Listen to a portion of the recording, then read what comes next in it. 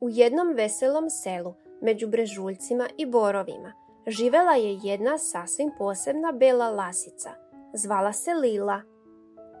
Ali Lila nije bila obična lasica, ona je bila dimnjačarka. Svakog jutra Lila bi se popela na krov, nosila svoj mali dimnjačarski alat i čistila dimnjake, kašljući usput i pevuckajući pesmicu o sapunu i čokoladnim kolačima. Nije važno što pesma nije uvek imala smisla. Važna je bila volja, a Lila je uvek imala volju dok radi. Ali ima jedan veliki problem. Kada bi završila posao, njeno mekano belo krzno bilo bi crno kao dimnjak. Pokušavala je sve. Kupanje u potoku, valjanje po snegu, trljanje krzna čokoladnim mlekom. To je više bilo za užinu nego za pranje, ali ništa nije pomoglo. Krzno bi joj ostalo šučmurasto i garavo. Njeni prijatelji, jazavac, sova, zec i jedan zbunjeni puš po imenu Đole, primetili su koliko joj je to teško. Zato su odlučili da joj za rođendan sašiju posebno odelo. Skupljali su tkaninu, šili u tajnosti i šaptali kao da planiraju osvajanje meseca. Sve dok jednog jutra nisu uzviknuli: iznenađenje!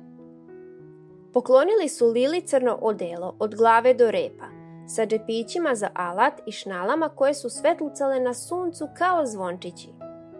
Lila je bila presretna, uskočila je u odelo i zavrtela se u krug kao balerina koja zna da pere dimnjake. Ali kad je izašla na ulicu, svi su zastali. Netko je šapnuo: pogledaj je, izgleda kao lopovica. I svi su se počeli smeškati. Lila je zastala i pogledala svoje crno odelo.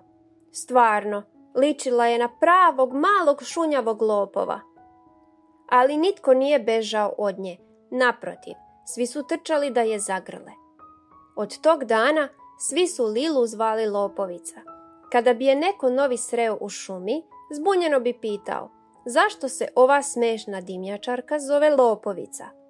Zar to nije ime za nekoga ko krade?